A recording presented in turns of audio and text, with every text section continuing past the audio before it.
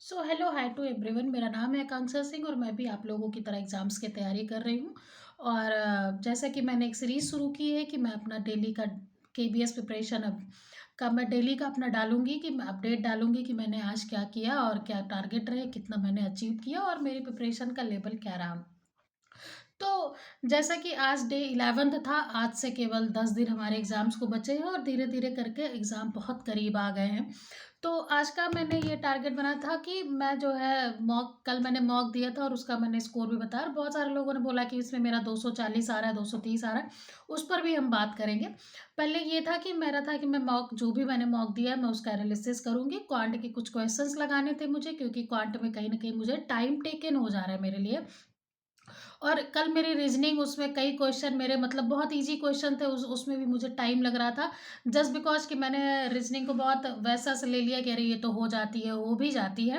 पर वो मुझसे नहीं अटेम्प्ट हो पाई। और दूसरा ये था कि इंग्लिश में एक्टिव पैसिव वॉइस एक टॉपिक बचा हुआ था मुझसे रिवाइज़ करने को इस एग्ज़ाम में। और हिस्ट्री में आज मुझे मुगल ख़त्म करनी थी, क्योंकि आप अपने तरफ से तो सब कुछ एक बार पढ़ के जाओगे ही, बाकी जो एग्ज़ाम में जीके जीएस क्या आता है, इस पे हम अभी बाद में बात करते हैं। और स्पीडी के चैप्टर्स पढ़ने थे।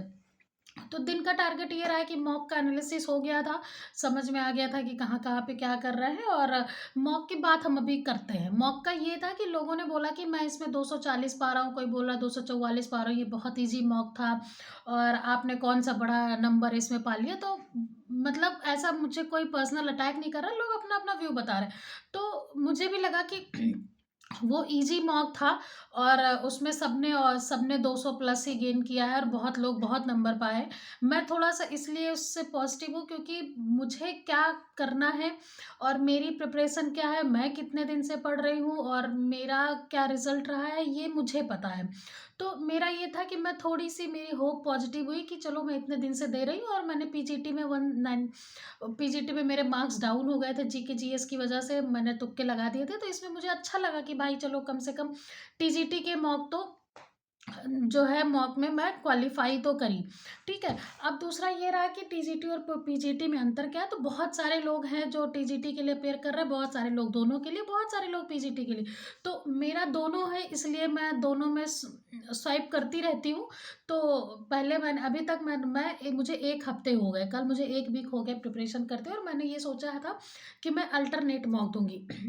तो 6 दिन अगर वो हुए हैं तो मैंने 3 मॉक अभी तक दिए हैं। अब मेरा ये एक टारगेट ये था कि मैं एक 31 तक, मतलब कल लास्ट डे है, तो 31 तक जितना हो सकेगा, अगर मुझे कोई भी किसी भी चीज़ का अगर एक टॉपिक पढ़ना है, तो कोई भी किसी चीज़ शुरू से पढ़नी है या मुझे उसका पूरा वीडियो देखना है, लेक्चर देखना है, तो मैंने डिसाइड किया था मैं 31 तक ये सारी चीज़ें खत्म कर दूँगी, जिससे मैं एटलीस्ट मेरे पास 8 से 9 दिन, अगर एग्ज़ाम 11 तारीख को है, मेरा 11 तारीख को है, तो ये समझ लो कि 10 को पढ़ाई नहीं होनी है। तो खाली-खाली 9 दिन बचते हैं आज से। तो ये है कि अगर मेरे पास 9 दिन है, तो मैं उस 9 दिन में कितनी प्रैक्टिस कर सकूँ, क्योंकि सब पढ़ लेना ही इम्पोर्टेंट नहीं है, इम्पोर्टेंट ये है कि आपको याद कितना रहता है। याद तभी होगा जब आप मल्टीपल्स पढ़ते हो। और मैंने कई एग्ज़ाम्स दिए, तो मेरे में कहीं-कहीं ये कमियाँ रही हैं कि मैंने जो है किसी में सब कुछ पढ़ने के चक्कर में मुझसे प्रैक्टिस नहीं हुई, ये सारी चीज़ें रहीं। तो वो चीज़ था, तो क्वांट के लिए इसलिए मैं थोड़ी-सी उसमें खुश हो गई कि चलो ठीक है यार, एक एक क्लियर हुआ है, अब आगे का देखेंगे।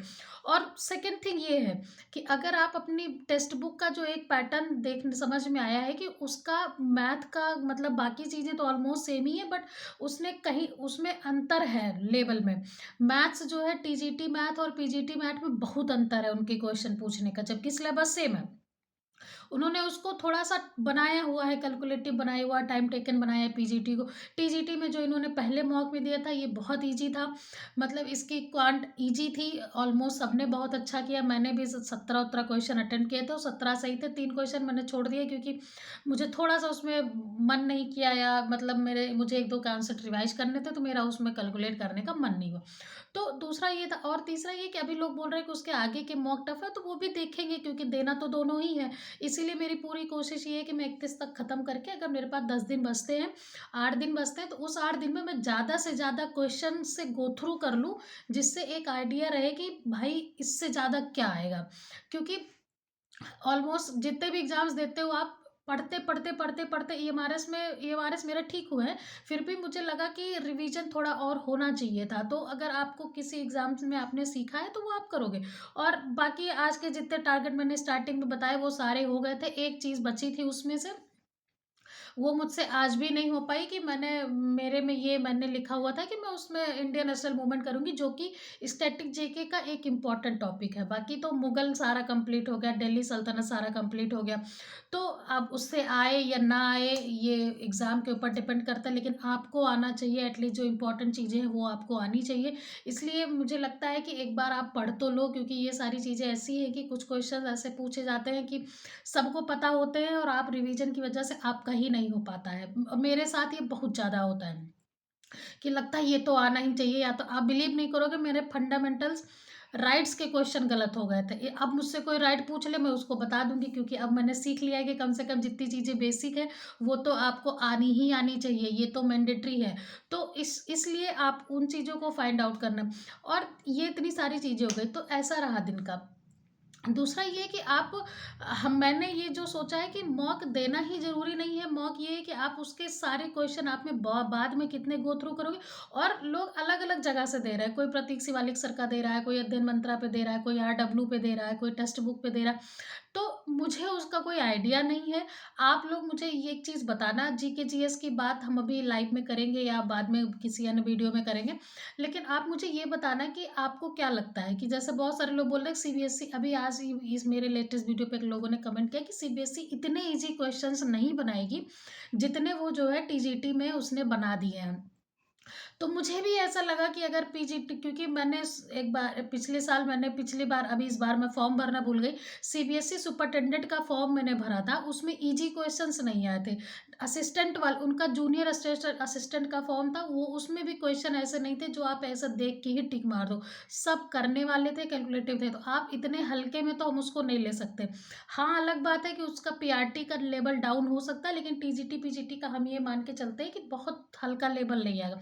मैंने केवल टेक्स्ट बुक दिया है, तो मुझे केवल टेक्स्ट बुक का आइडिया है। बाकी आप लोग अगर अलग-अलग मॉक पे दे रहे हो, तो आप मुझे बताना कि आपको किसका मॉक ज़्यादा रेलेवेंट लग रहा है, किसको करना चाहिए, या हमको एक से मल्टीपल मॉक में अटेम्प्ट करना चाहिए, मल्टीपल मॉक से गो थ्रू होना चाहिए, कि हम एटलीस्ट उन अलग-अलग टीचर्स के एक्सपीरियंसेस पे क्वेश्चन को देख सकें, समझ सकें।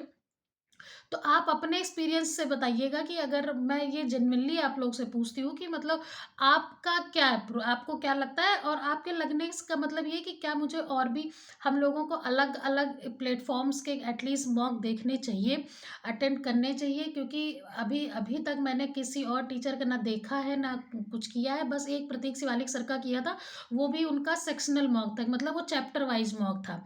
तो उसकी तो बात नहीं करते हैं। तो जैसा उन्होंने बोला हुआ, उनका स्टार्टिंग में मैंने उनके कई कुछ बातें सुनी थी, तो उन्होंने बोला था कि आप जेएसए दो, लेकिन जेएसए का हम अभी कैसे रिलेवेंट कर सकते हैं, क्योंकि जेएसए की क्वेश्चनिंग भी थोड़ी अलग है, और हम टीजीटी, पीजीटी है, तो क्या कुछ अंतर आएगा? तो आप लोग अगर किसी का दे रहे हो, तो आप मुझे ये बताना। दूसरा, एक जो मेरा पीओवी है, मैं जो आज आपको बताती हूँ कि ज़रूरी नहीं है कि जब आप प्रिपरेशन करते हो, तो आपका डेली बहुत पॉजिटिव, बहुत एनर्जेटिक और बहुत उसमें जाएगा कि आपने जो है, अरे वाह! आज तो दिन बहुत अच्छा गया, मैंने जितना पढ़ा सब मुझसे अटेम्प्ट हो गए। कभी-कभी ऐसा होता है, और आज का दिन मेरा ऐसा ही था, मैंने बहुत सारी चीज़ें पढ़ी, कई सारी चीज़ें पढ़ी, उसको रिवाइज़ की, उसको सब किया, लेकिन एकदम कई छोटी-छोटी चीज़ें मुझसे ऐसी गलत हुई हैं चैप्टर वाइज़ मॉक में, खासकर रीज़निंग में, या मतलब और भी चीज़ों में, कि मुझे ऐसा लग रहा था कि अरे यार! अभी 10 दिन ही बचे हैं और ये तो बड़ा ख़राब हो गया, अब मेरा कैसे होगा? लेकिन फिर बाद में मुझे लगा कि भाई, ज़रूरी थोड़ी ना है कि यही पेपर आएगा, और दूसरा ये भी नहीं है कि आज का खराब गया, मेबी कल मैं किसी और सब्जेक्ट का दूँ, किसी और सेक्शन में दूँ, तो वो अच्छा जाए। तो आपको ऐसे डिमोटिवेट नहीं होना है। जैसे मैं जितनी देर मैं लाइब्रेरी से घर तक आई, ल ऑलमोस्ट आधा घंटे तक मेरा मूड थोड़ा ऐसा था कि अरे यार! आज तो मतलब मज़ा नहीं आई, ऐसा करके कल बड़ा खुश-खुश था। तो ऐसा हो जाता है। सॉरी। तो ऐसा हो जाता है, इसलिए अभी केवल 9 दिन बचे हैं। इधर-उधर की बहुत लंबे-चौड़े वीडियो मैराथन देखने के चक्कर में मत पड़िए। जितना हो सके आप अपना रिवाइज़ करिए। ये मैं सबको बोलती हूँ, और ये मैंने खुद इस चीज़ को एनालाइज़ किया है। मैंने स्टार्ट कई मतलब 1-2 साल में मैंने बहुत सारे एग्ज़ाम दिए हैं। बहुत सारे तो नहीं दिए, लेकिन जिसमें मैंने पढ़ के दिया है मैं उसका बता रही हूँ कि लास्ट डे तक पढ़ना किसी भी तरीके से अच्छा नहीं है। आप जितना हो सके अब उतनी चीज़ें जल्दी-जल्दी 1-2 दिन में सब खत्म करके केवल आप मॉक दीजिए। मॉक नहीं भी दीजिए, मॉक इसलिए देना ज़रूरी है क्योंकि नेगेटिव मार्किंग है, आपको वो प्रेशर, वो दिमाग सेट होना चाहिए, इसलिए मॉक देना ज़रूरी है। बाकी मॉक के नंबर से आपको हैरान नहीं होना है, आपने जितने पढ़े हैं बस उसों को मल्टीपल पढ़ते जाओ। और इस चीज़ का ये ध्यान रखना कि नई चीज़ें नहीं कम पढ़िए, रिवाइज़ ज़्यादा करना है। और दूसरा ये कि केबीएस में वैकेंसीज़ के अकॉर्डिंग क वैकेंसी आप छोड़ दो, लेकिन केबीएस के जो कैंडिडेट हैं, केबीएस के एस्पायरेंट हैं, वो जॉब वाले भी हैं। जो नवोदय में हैं, उनको भी केबीएस आना है, जो ईएमआरएस में हैं, उनको केबीएस आना है। तो आप ये समझ लो कि कंपटीशन कम तो नहीं जाएगा। मेरिट बहुत हल्की नहीं जानी है, तो अगर मेरा खुद नहीं आ रहा है, लेकिन मैं खुद ये बात बोलती हूँ कि 300 में 200 के नीचे तो शायद, मतलब 180 से नीचे तो जाने की उम्मीद नहीं है, जनरल की मैं बात कर रही हूँ, जनरल की। क्योंकि कहीं न कहीं कॉम्पिटिशन है ज़्यादा, और आप किसी भी प्लेटफ़ॉर्म पे मॉक दे रहे हो, तो आप देख रहे हो कि कितने-कितने हाईएस्ट मार्किंग के लोग उस मॉक को दे रहे हैं, कितने हाईएस्ट मार्क्स लोग पा रहे हैं। तो जितना हो सके उतना प्रैक्टिस, और जितनी हो सके उतनी रिवीजन करना ही ज़रूरी है, क्योंकि नया-नया पढ़ के फिर पेपर ऐसे ब्लैंक हो जाता है कि पढ़ा तो था, याद नहीं आ रहा है। ये हो चुका है मेरे साथ। और इसीलिए बेहतर है कि आप अपनी चीज़ों को रिवाइज़ करिए, खूब उस पे काम करिए। और मैं खुद यही कर रही हूँ, मैं कोई टीचर नहीं हूँ। मैं जो खुद कर रही हूँ, जो मुझे खुद का रियलाइज़ेशन होता है, वो मैं आप लोगों को शाम को बता देती हूँ। तो ये रहा दिन का हिस्ट्री और थोड़ा-सा माइंड मेकअप। बाकी आप लोग मुझे बताना जीके के बारे में और थोड़ा-सा मैथ के मॉक के अलग-अलग प्लेटफ़ॉर्म्स के बारे में। और thank you for watching and all the best. Good night.